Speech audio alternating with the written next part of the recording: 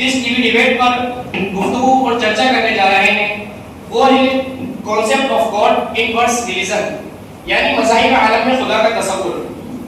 Audience, جب سے انسان نے اس دنیا میں اپنے وجود کو محسوس کیا ہے تبھی سے کئی سوالات اس کے ذہن میں امٹنے لگے ہیں جو ہر دور، ہر زمانے، ہر تہذیب میں اس کا پیچھا کرتے آئے ہیں۔ آڈینس، انہی چند سوالات میں سے بنیادی سوال یہ ہے کہ جس میں انسان اپنی ہی ذات کے متعلق خود ہی سے سوال کرتا ہے کہ میں کون ہوں، میرا وجود، میرا ایگزسٹنس کیا ہے، کیا کوئی میرا خالق، میرا کریٹر ہے؟ اگر ہے تو وہ کن صفات، ایٹریبیوٹس کا حامل ہے؟ کیا وہ ایک سپریم بینگ ہے یا وہ جیسے کہ ایک موجود ہے؟ یہ سوالات تھے جو صدیوں سے انسان کے ذہن میں گردش کرتے آئے ہیں۔ آڈینس، ہر دور کا ایک مہذب، باشعور اور سینسیٹیو انسان ان راز کی تہہ میں اترنے کی بھرپور کوشش کرتا رہا ہے اور حقیقت کو پانے کے لیے روحانی، فلسفی، عقلی اور ریشنلی طریقے اختیار کرتا رہا ہے۔ آڈینس، ان سوالات اور نظریات کی روشنی میں دنیا میں مختلف مذاہب اور مختلف نظریات تھاٹس وجود میں آتے ہیں اور ہر نظریہ رکھنے والا اور مذہب والا اپنے نظریے کے اعتبار سے جب خدا کے وجود پر غور و فکر کر اپنے قلب کو مطمئن کر لیتا ہے تب وہ اس بات کا دعویدار بھی ہو جاتا ہے کہ میرا مذہب یہ درست ہے، میرا عقیدہ یہی صحیح ہے، گویا کہ وہ حقیقت، ریئلٹی پر مبنی ہے۔ آڈینس، انسان کا ذہن تب آ کر الجھ کر رہ جاتا ہے جب اس کے سامنے مختلف مذاہب کے نظریات اور سائنسدانوں کے مختلف نظریات اس کے سامنے پیش کیے جاتے ہیں۔ فار ایگزامپل، جب انسان مذہب اسلام کی تعلیمات پر غور و فکر کرتا ہے تو خدا کے متعلق اس کو یہ بات ملتی ہے کہ خدا ایک ہے، سپریم بینگ ہے، اس کا کوئی شریک نہیں، وہ آلمائٹی، آل پاورفل ہے۔ یہی اگر سناتن دھرم کو دیکھیں تو خدا کے تصور کو لے کر کروڑوں دیوی دیوتا ان میں پائے جاتے ہیں، ان میں موجود ہیں۔ اور یہاں پر ایک گروہ ایسا بھی ہے جو سرے ہی سے خدا کا انکار کر دیتا ہے، یعنی اس دنیا کا کوئی خالق، کوئی کریٹر نہیں، بلکہ یہ دنیا خود بخود وجود میں آئی ہے اور یہ جو مذاہب ہے یہ انسان کے بنائے ہوئے سیاسی داؤپیش ہے۔ آڈینس، اگر ہم قدیم تمدن کو دیکھیں تو ہمیں معلوم چلتا ہے کہ قدیم لوگ اپنے خدا کے تصور کو لے کر اپنے آوازداد کے دین پر جمع لیتے ہیں۔ اگر کوئی ان کے سامنے خدا کے تصور کو لے کر سوال جواب کرتا ہے تو وہ اس کو یہ کہہ کر روک دیتے ہیں کہ آپ خدا کے متعلق سوال کر گویا کہ اپنے آباء کے دین کے خلاف جا رہے ہیں۔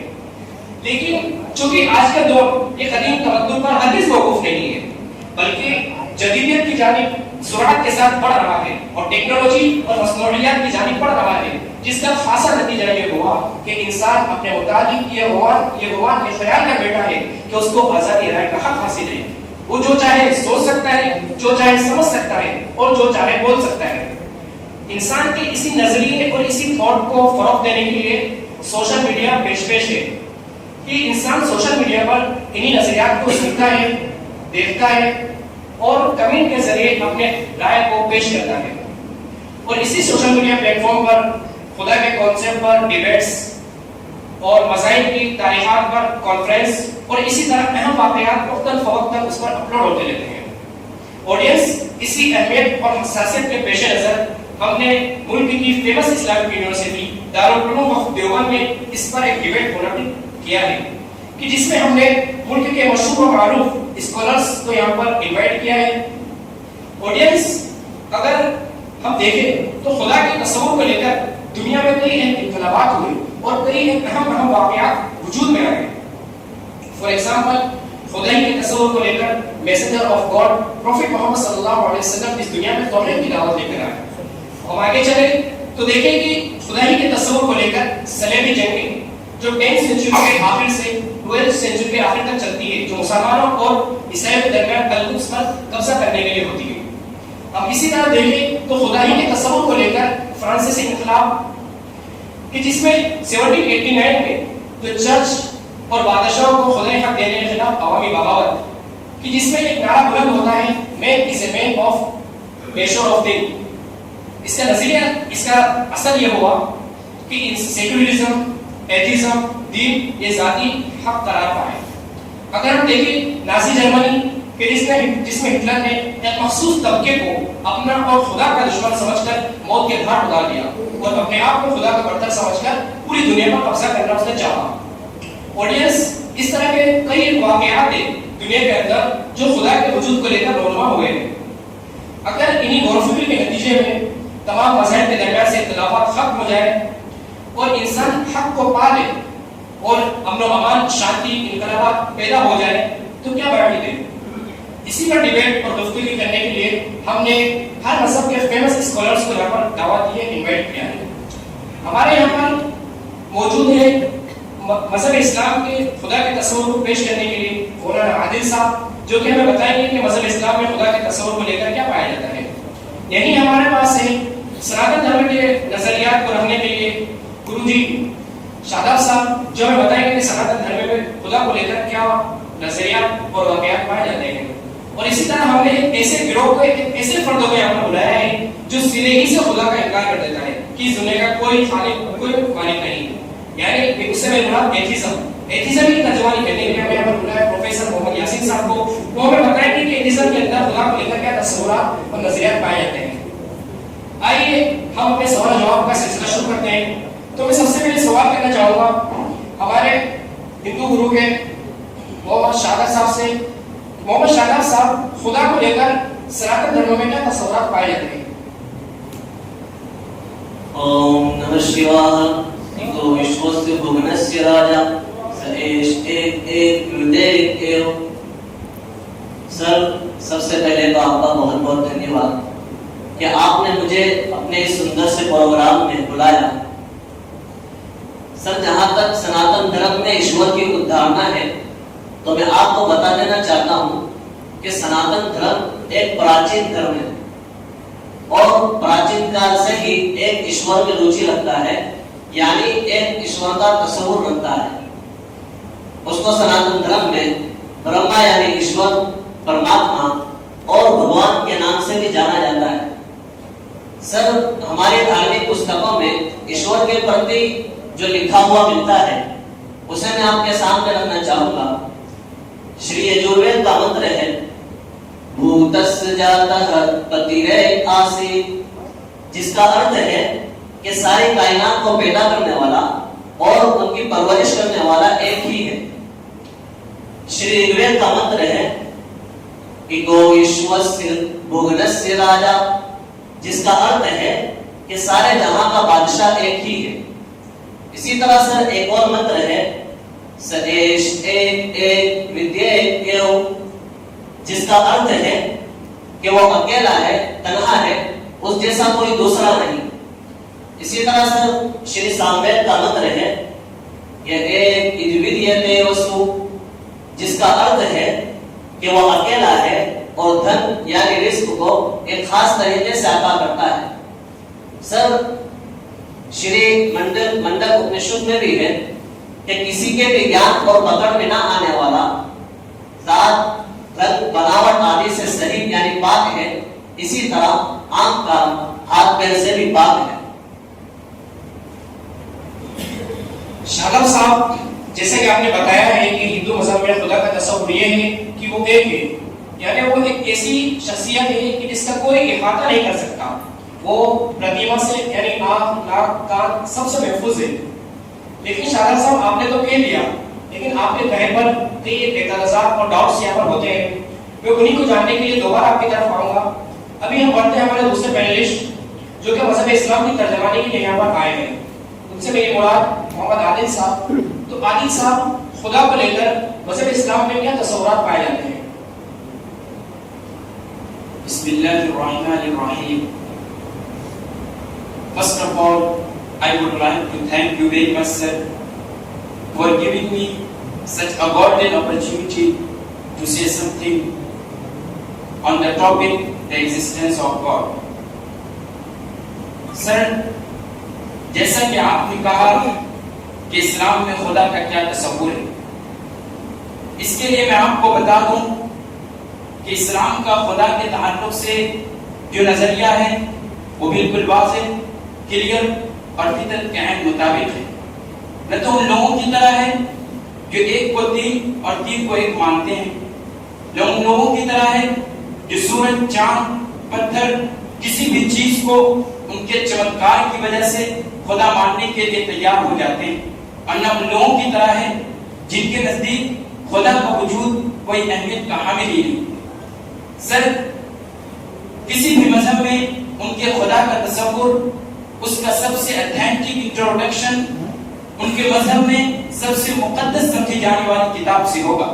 اس لیے مذہب اسلام میں سب سے مقدس سمجھی جانے والی کتاب قرآن کریم سے اپنے خدا کا تصور یعنی کانسیپٹ آف گاڈ کو پیش کرنا چاہوں گا. اور وہ یہ ہے کہ قرآن کریم کی سورہ اخلاص میں اللہ تبارک و تعالی اپنا مکمل تعارف اور کمپلیٹ انٹروڈکشن پیش کرتا ہے. آیت ہے قل هو اللہ احد کہ اللہ ایک ہے, گاڈ از ون, اللہ الصمد اللہ بے نیاز ہے, وہ کسی کا محتاج نہیں, نیڈنگ نان. یہ پورا یونیورس اور اس کائنات میں موجود ذرہ ذرہ اور ایک ایک ایلیمنٹس اس کے محتاج ہیں. لم یلد ولم یولد, نہ تو وہ کسی کی اولاد ہے نہ اس کی کوئی اولاد ہے. ولم یکن لہ کفوا احد, اور اس کے برابر کوئی نہیں. سر ان چاروں آیات سے جو بات ہمیں معلوم ہوتی ہے, ان شارٹ یہ سمجھیں کہ اسلام میں تعدد الہ یعنی کئی گاڈ ہو اس کا کوئی تصور نہیں, بلکہ اسلام میں خدا کا تصور اور کانسیپٹ یہ ہے کہ اس یونیورس کا کریٹر ایک ہی ہے. گاڈ اور سپریم بینگ وہی ذات ہے جو مسبب الاسباب ہو, یعنی وہ کسی چیز کے پیدا کرنے میں کسی مادے اور مٹیریل کا محتاج نہ ہو, اس کے پاس انلیمیٹڈ نالج انلیمیٹڈ پاورز ہو, بلکہ اس کی ہر چیز انلیمیٹڈ اور آنا ہو, ٹائم لیس ہو, ٹائم باؤنڈ نہ ہو. اسی کو آج کے ماڈرن ایرا کے ماڈرن ٹرم میں یہ کہا جا سکتا ہے کہ اومنی پوٹنٹ قادر مطلق یعنی ہر چیز پر مکمل اختیار رکھنے والا ہو. اومنی سینٹ عالم کل یعنی ہر چیز کو جاننے والا ہو. اومنی پریزنٹ حاضر و ناظر یعنی ہر جگہ موجود ہو. اومنی بینیولنٹ یعنی ہر ایک کے لیے بھلائی چاہنے والا ہو. سر ان شارٹ اسلام کے نظریے کے مطابق گاڈ وہی ہو سکتا ہے جس کے اندر یہ تمام اوصاف اور کوالٹیز موجود ہوں. تو مولانا عادل صاحب, جیسے کہ آپ نے اپنی مقدس ہولی بک کے ذریعے خدا کے تصور کو ثابت کیا ہے, اور آپ نے کہا کہ خدا وہ ہے جو قادر مطلق ہے, سپریم بینگ ہے, آلمائٹی ہے, آل پاورفل ہے اور اومنیپوٹنٹ ہے. لیکن اس کے باوجود اگر خدا ان سب پر قادر ہے, قادر مطلق ہے, پھر بھی اس پر کچھ سوالات ہوتے ہیں کہ خدا اگر اتنا بڑا طاقتور ہے تو اس کے ہوتے ہوئے دنیا کے اندر اس طرح مختلف مذاہب کس طرح ظہور میں آئے. تو میں اسی کے سوال کے جواب میں نے دوبارہ آپ کے پاس آؤں گا. اب ہم بڑھتے ہیں ہمارے تیسرے پینلسٹ پروفیسر یاسر صاحب کی جانب.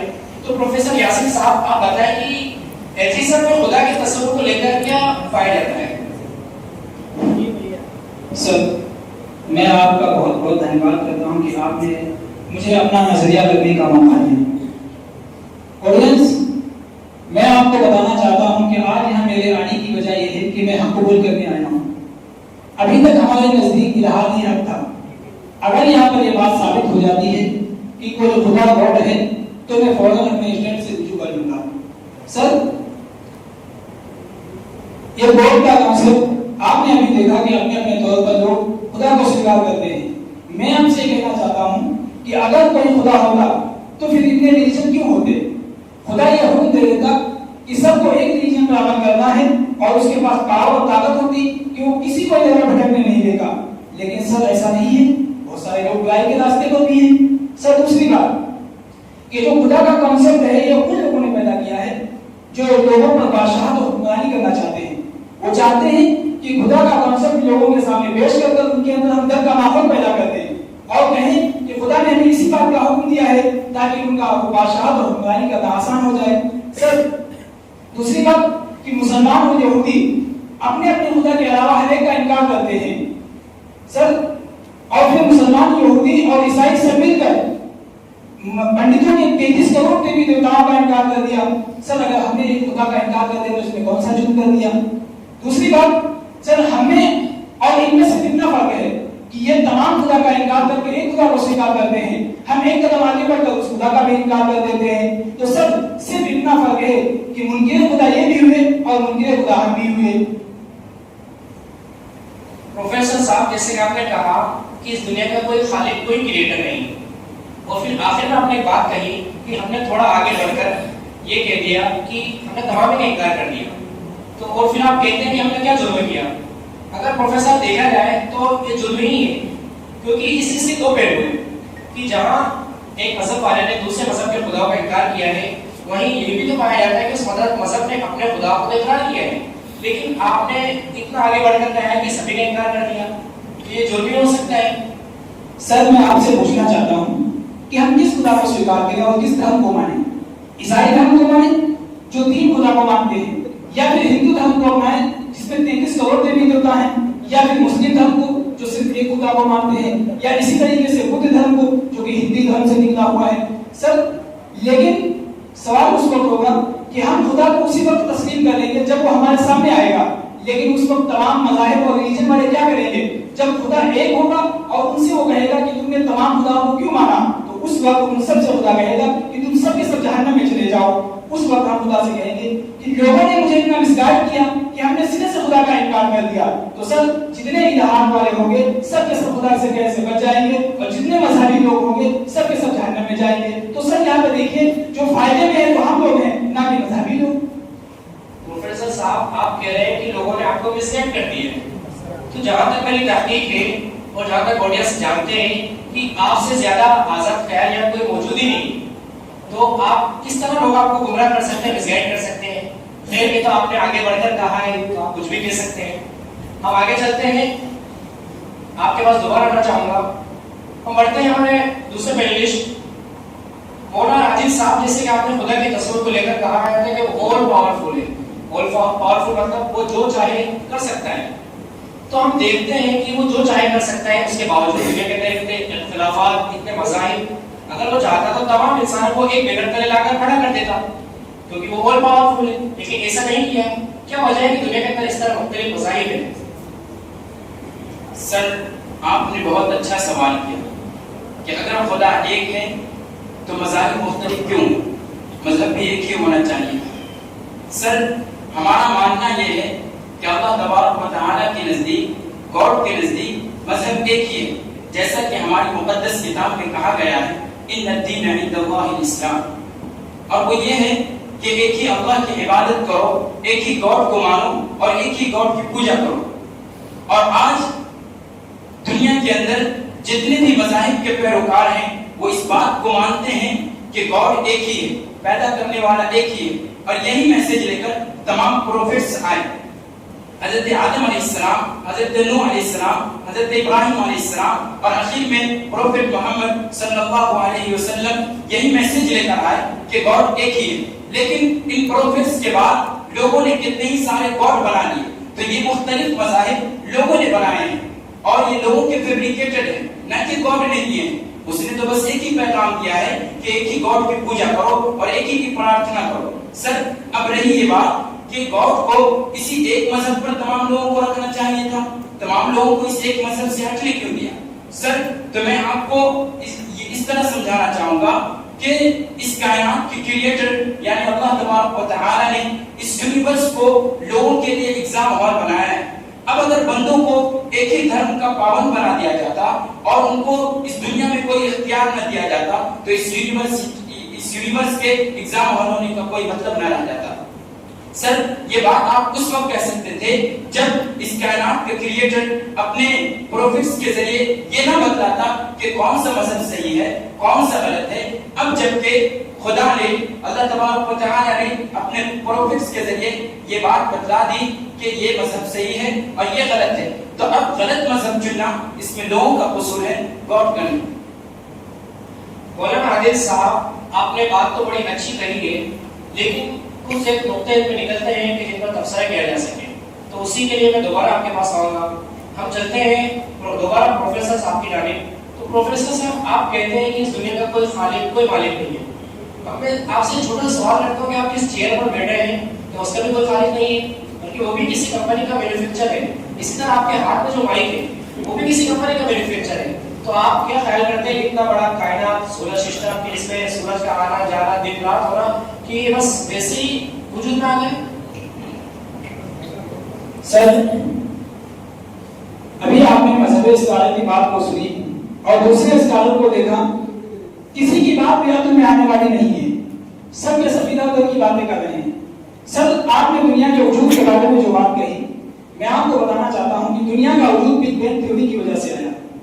एक बादलनुमा चीज थी जिसमें पानी और हवा थी, उस बादलनुमा चीज में बुखारात उठे और एक बहुत बड़ा धमाका हुआ जिससे पानी के बुलबुले फूटने के बाद इस जमीन का फैलना शुरू हुआ और इस तरीके से दुनिया का वजूद हो जाता है।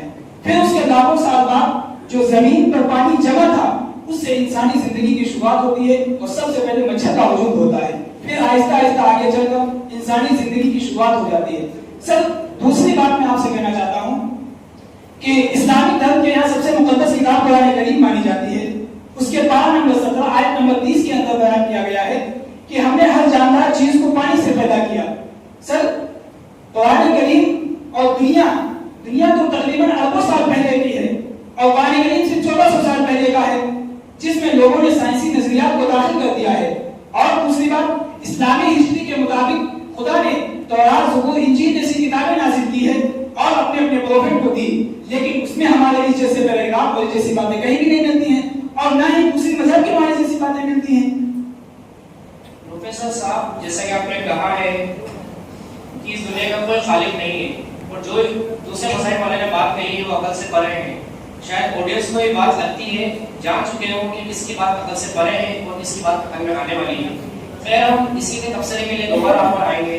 हम सवाल करते हैं हिंदू गुरु से, जैसे कि आपने कहा है कि आपने अपने ग्रंथों के हवाले और उनके एविडेंस देकर कि खुदा एक है, उसकी कोई प्रतिमा नहीं, लेकिन अगर हम हमारे हिंदुस्तानी में गौर-फिक्र करें तो हमारे हिंदू भाई एक नहीं, दो नहीं, 10 नहीं, बल्कि करोड़ों देवी देवताओं का तसव्वुर रखते हैं। इसकी छोटी सी मिसाल देता हूँ कि अगर किसी कॉलेज में अगर एग्जाम हो तो अगर वहाँ जाने से पहले कोई हाथ एक पत्थर पर कोई कलर चढ़ा कर रख दे तो उसी को अपना खुदा बना बैठते हैं और उसी से फरियाद तलब करने लग जाते हैं। और दूसरी तरफ आप कह रहे हैं कि वो ऐसा है कि किसी कोई प्रतिमा नहीं और ये हमारे हिंदू भाइयों ने पत्थरों को भगवान बना कर रखा है।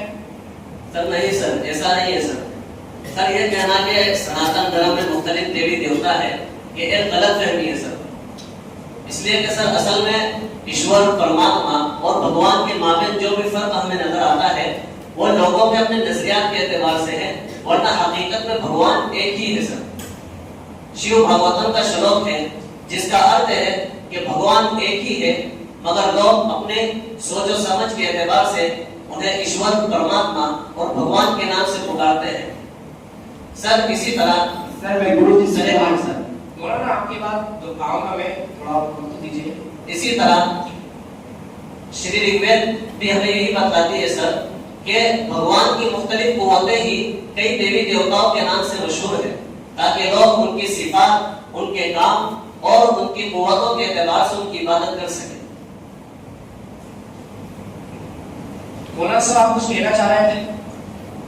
जी सर, मैं गुरुजी से ये कहना चाहूंगा कि गुरुजी आज आप लोग यानी हिंदू मजहब जिनको अपना भगवान मानते हैं यानी राम जी, गणेश जी वगैरह, ये भी तो कुछ दिन पहले इंसान ही थे, लेकिन जब इनकी डेथ हो गई तो आप लोगों ने इनकी मूर्तियां बनाकर इन्हीं से मांगना शुरू कर दिया। होना तो ये चाहिए था कि आप खुद उन जैसा बनते, लेकिन आप लोगों ने खुद उनको माबूद बना लिया। सर, मैं गुरु जी से ये कहना चाह रहा हूँ कि आप इनको ना पुकार कर, जिस तरह इन्होंने प्रयास करके, जिद्दोजहद करके अपना राब्ता अल्लाह और खुदा से कायम किया, उसी तरह आप भी प्रयास करके, जिद्दोजहद करके खुदा से अपना ताल्लुक कायम करें। सर, मुसलमानों के अंदर भी बहुत सी नेक शख्सियात जन्म ली हैं जिन्होंने बराह रास्त खुदा से ताल्लुक कायम किया है, लेकिन हमने उनको कभी नहीं पुकारा, हमने उनको अपना गॉड नहीं बनाया। सर, गुरुजी से हमारी यही दावत है। तो गुरुजी, आप इनके तफसीर पर कुछ कहना चाहेंगे? सर, हमारे इस्लामिक स्कॉलर साहब ने बहुत ही अच्छा सवाल किया है, तो मैं यहाँ बता देना चाहता हूँ कि सनातन धर्म में 33 करोड़ देवी देवता है और देवता ये ईश्वर के कार्य करता है, यानी ईश्वर का काम करने वाले हैं। जैसे सर इंद्र देवता जिनका काम बारिश बरसाना है, सूर्य देवता जिनसे हमें रोशनी प्राप्त होती है, इसी तरह जल देवता, आयु देवता, ये सब ईश्वर के कार्य करता है। सर, हिंदू धर्म में श्री रामचंद्र जी को ईश्वर का अवतार माना जाता है और अवतार कहते हैं कि खुदा इंसानी शक्ल में जाहिर होकर लोगों को हिदायत दे, उन्हें सीधी राह दिखलाए और उन्हें कामयाबी अता करे।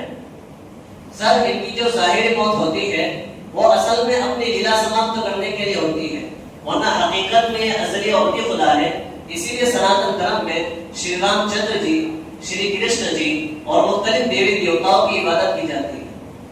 شاداب صاحب، آپ کا کہنے کا مطلب یہ ہے کہ خدا تو ایک ہی ہے، لیکن وہ اپنے روح کو کسی ہر طرح طرح کے 23 کروڑ دیوی دیوتاؤں کے اس میں پرکٹ کرتا ہے. سر، آپ کی بات جو کہی ہے اس میں بھی کچھ اعتراضات ہوتے ہیں. میں آگے بڑھتا ہوں اپنے دوسرے پینلسٹ کی طرف.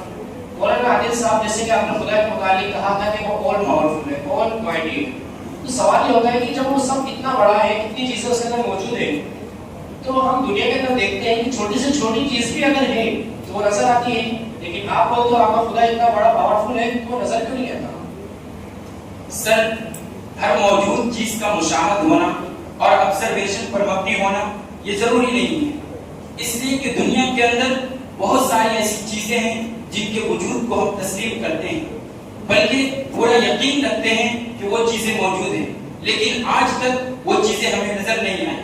فار ایگزامپل، کشش گریویٹی، اس کے وجود کو ہم تسلیم کرتے ہیں اور سائنس بھی اس کے وجود کو تسلیم کرتی ہے، لیکن آج تک ہم نے اس کو نہیں دیکھا، مگر پھر بھی اس کی علامتوں اور اس کے سمبلز کی وجہ سے ہم اس کو مانتے ہیں. سر، اس کی علامت یہ ہے کہ جب ہم کوئی چیز اوپر اچھالتے ہیں تو وہ زمین کی طرف کھینچی چلی آتی ہے. اس سے مشہور سائنسداں نیوٹن نے یہ بات ثابت کی کہ زمین کے اندر کشش ضلع ہے. سر، اسی طرح آپ عقل کو لے لیجئے، آج تک ہم نے اس کو نہیں دیکھا، لیکن پھر بھی اس کی علامتوں کی وجہ سے ہم اس کو مانتے ہیں. تو جب ان تمام چیزوں کو ان کی علامتوں کی وجہ سے بھی دیکھ کے ہم سویکار کرتے ہیں اور مانتے ہیں، تو پھر اس خدا کو اس کی اتنی بڑی بڑی علامتوں کی وجہ سے بھی دیکھ کے کیوں نہیں مان سکتے، جس نے اس کائنات کو پیدا کیا، سورج اور چاند کو بنایا، اور یہ سب کے سب اپنے ایک نظام اور سسٹم کے ساتھ چل رہی ہے، اور ان تمام چیزوں کا اپنے نظام کے ساتھ چلنا کسی کے وجود کو ثابت کرتا ہے، اور وہی خدا تعالیٰ کی ذات ہے. سر، دوسری بات یہ کہ دنیا میں ہمارے اندر جو صلاحیتیں ہیں، یعنی سینسز، دیکھنے کی، بولنے کی، سننے کی، یہ تمام چیزیں لیمیٹڈ اور محدود ہیں. تو ہم ان چیزوں کے ذریعے سے اس خدا کو کیسے دیکھ سکتے ہیں جو لامحدود اور لامتناہی ہے، جبکہ آج تک کوئی بھی انسان اپنے سینس کے ذریعے اس پوری کائنات کو نہیں دیکھ سکا، تو اس کائنات کے بنانے والے کو کیسے دیکھ سکتا ہے؟ مولانا صاحب، جیسے کہ آپ نے کہا ہے کہ دنیا کے اندر بہت سی ایسی چیزیں موجود ہیں جو اس کا وجود تو ہے، ایگزسٹنس تو ہے، لیکن دکھائی نہیں دیتی، جیسے آپ نے گریوٹی کی مثال دی. اسی طرح خدا، بڑی اچھی بات کہی ہے آپ نے، لیکن میں آپ کے پاس دوبارہ آنا چاہوں گا. میں پڑھتا ہوں پروفیسر صاحب کی جانب. تو پروفیسر صاحب، آپ بتائیں کہ اول کا خدا کے وجود کا انکار مانتے ہی نہیں، لیکن کیا کوالٹیز ہوگی، کیا صفات ہوگی کہ جن کی بنا پر آپ اس خدا کو قبول کر لیں؟ جی سر، میں آپ سے اول تو ایک سوال کرنا چاہتا ہوں، کیا خدا بھی کسی کو خدا مانتا ہے؟ سر، اس کا سوال مجھے معلوم کہ آپ کے پاس نہیں ہوگا. چلیے میں آپ کے سوال کا جواب دیتا چلوں. سر، ہمارے یہاں دو چیزیں ہیں، ایک سائنس اور دوسری عقل. سائنس کا ماننا یہ ہے کہ ہر چیز کا کوئی نہ کوئی مادہ ہوتا ہے جس کی وجہ سے وہ چیز وجود میں آتی ہے. جیسے کہ آپ بجلی کو لے لیجیے، اس کا مادہ کوئلہ اور پانی ہے جس کی وجہ سے بجلی پیدا ہوتی ہے. سر، اگر خدا کا کوئی مادہ ہے تو اسلامک اسکالر ہمیں بتا دیں جس کی وجہ سے خدا کو وجود آتا ہے، لیکن نہیں، اس کا اسلامک اسکالر کا یہ دعویٰ ہے کہ خدا کو مادے کی ضرورت نہیں ہے، وہ بغیر مادے کے ہے. سر، سائنس دوسری طرف یہ کہہ رہی ہے کہ بغیر مادے کی کوئی چیز ہو نہیں سکتی، لہذا یہ بات ثابت ہوگی خدا بھی نہیں ہو سکتا ہے. سر، دوسری بات جو عقل کے بارے میں کہا کہ عقل کا ماننا یہ ہے کہ اگر کوئی خدا ہوتا تو پھر وہ رہنما ہوتا، کیونکہ جتنے بھی اسکالر ہیں سب یہی کہتے ہیں کہ مذہب عقل کا نام ہے، اور پروفیٹ اعلیٰ قسم کی تعلیم دیتے تھے اور کہتے تھے کہ سب کو آپس میں مل جل کر رہنا ہے اور کسی سے لڑائی جھگڑا نہیں کرنا ہے. سر، ان تمام مسائل کا حل یہ ہوا کہ لوگ اخلاقی بلندی حاصل کر لیں اور بہترین انسان بن جائیں، اور اخلاق کے بغیر معاشرے کی اصلاح نہیں ہو سکتی ہے. یہی تمام مذاہب کی خدائی تعلیم ہے، اور پنڈت، اسکالر اور صوفیہ وغیرہ وغیرہ سب اسی کو بتاتے ہیں. سر، میں آپ سے ایک اور سوال آخر میں کرنا چاہتا ہوں کہ اگر کسی اسکول کے چھوٹے بچے سے پوچھیں کہ جو معاشرے میں برائیاں اور خرافات پھیلی ہوئی ہیں ان کا کیا حل ہو سکتا ہے، تو سب وہ یہی جواب دے گا کہ سب آپس میں محبت سے رہیں اور آپس میں اختلافات کو ختم کر دیں، لہٰذا یہ مسائل ہی نہیں ہوں گے. دوسری بات کہ جب چھوٹا بچہ اپنی عقل سے خدا کے برابر रहनुमाई हासिल कर सकता है तो सर ऐसे खुदा की क्या जरूरत है? और जो खुदा का कंसेप्ट हमारे सामने पेश किया जाता है वो बनावटी और एक गढ़ा हुआ है, वरना अगर खुदा हकीकत में होता तो वो ऐसी रहनुमाई हमारी करता जिस तक इंसान की अकल हरगिज़ नहीं पहुंच सकती थी। तो प्रोफेसर साहब, आपने जैसे कहा है कि एक बच्चा भी खुदा के बराबर हो सकता है, वो बता सकता है, तो एक बच्चा तो ये भी कह रहा है कि मुझे पैदा करने वाले जो है मेरे माँ बाप है, लेकिन आप इतने बड़े होकर प्रोफेसर होकर ये तस्लीम नहीं करते कि कायनात को बनाने वाला है।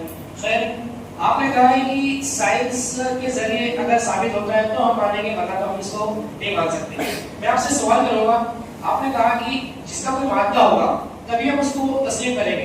अगर मैं आपसे सवाल करूं कि साइंस का भी कोई मानता है, तो यकीनन आपका जवाब ना होगा। तो इसको देखा जाए तो आपका साइंस भी मौजूद ही नहीं, लेकिन फिर भी आप उसको खुदा बनाए बैठे हैं। फिर वो आप में एक नजरिया है। तो दूसरी बात मैं बता दूं, साइंस जहां तक मेरी तहकीक है, साइंस मादियात पर बात करती है, लेकिन जिस खुदा की साइंस मादियात पर बात करती है, लेकिन जिस खुदा का वो इनकार करती है वो गैर मानती है। तो वो चीज जो कि मादी पर बात करती है, उस चीज का कैसे इनकार कर सकती है जो कि गैर मादी है? फिर हम बढ़ते हैं हमारे दूसरे पैनलिस्ट की तरफ। तो मौलाना आदिल साहब, जैसे कि आपने खुदा के मुतालिक कई तस्वीरात पेश किए, तो मैं आपसे पूछना चाहूंगा कि दुनिया के अंदर जो भी निज़ाम चल रहे हैं, तो हर निज़ाम का चलाने वाला एक अलग अलग मुंतखब किया गया है, लेकिन इस दुनिया के जो आलम का निज़ाम चल रहा है, इसमें भी कई सारे निज़ाम चल रहे हैं, तो उसका एक खुदा एक ही क्यों? सर, आपने बहुत अच्छा सवाल किया कि खुदा एक ही क्यों है, एक से ज्यादा क्यों नहीं। सर, अगर आप इस कायनात का क्रिएटर और खालिक एक नहीं मानते तो फिर कितनों को मानेंगे? जबकि हम देखते हैं कि किसी भी निजाम और सिस्टम को चलाने वाला एक ही होता है, चाहे वो किसी मुल्क का प्राइम मिनिस्टर हो या किसी मुल्क का प्रेसिडेंट हो। सर, आप किसी भी निजाम को चलाने वाले को देखें, वो एक ही है, इसलिए कि अगर एक या दो से ज्यादा हो तो फिर वो निजाम चल ही नहीं सकता। उसी तरह अगर इस दुनिया का खालिक एक या एक से ज्यादा यानी दो तीन हो तो फिर उनमें से एक कहता कि सूरज को सुबह में निकालो, तो दूसरा कहता कि सूरज को शाम में निकालो, लेकिन ऐसा अब तक नहीं हुआ। सर, ये तमाम चीजें आपके निजाम और सिस्टम के मुताबिक चल रही है। इससे ये बात साबित होता है कि इस कायनात का खालिक और क्रिएटर एक ही है। सर, अगर आप ये कहें कि दो लोग आपस में मिल करके काम तकसीम करके किसी भी निजाम को चला सकते हैं, तो सर आप मुझे बताइए कि उन दोनों में से एक गॉड दूसरे का काम कर सकता है या नहीं? अगर उस गॉड में ये पावर नहीं कि वो दूसरे का काम कर सके, यानी तखलीक देने वाला नजात न दे सके, तो वो गॉड ही नहीं हो सकता। इसलिए गॉड तो वो होता है जिसके अंदर अनलिमिटेड पावर्स हो, जिसके अंदर नामहदूद सलाहियतें हो। और अगर एक गॉड दूसरे का काम कर सकता है, यानी तखलीक के साथ नजात दे सकता है, तो फिर उस गॉड को दूसरे गॉड की क्या जरूरत है? सर, कायनात के वजूद से ही हमें ये बात मालूम होती है कि एक ही गॉड है, इस कायनात का खालिक, क्रिएटर और चलाने वाला एक ही है, और वही अल्लाह ताला की जात है। सर, अभी हमारे एथिस्ट भाई का मानना यह है कि इस कायनात का वजूद खुद बखुद एक बुलबुला के जरिए से हुआ। सर, अगर हम ये बात मान लें कि इस कायनात का वजूद एक बुलबुला के जरिए से हुआ, तो हमें बताएं कि इस बुलबुला का क्रिएटर कौन है, इसको पैदा करने वाला कौन है? इसका जवाब आपके पास नहीं होगा। सर, अभी हमारे एथिस्ट भाई ने ये भी कहा कि साइंस ने खुदा के वजूद को साबित नहीं किया, इसलिए हम खुदा को नहीं मानते। सर, मुझे बताइए, क्या साइंस ने ये बात साबित की है कि जो चीज साइंस से साबित ना हो उसको नहीं मान सकते? सर, दूसरी बात, इन्होंने ये कहा कि खुदा का भी कोई खुदा है।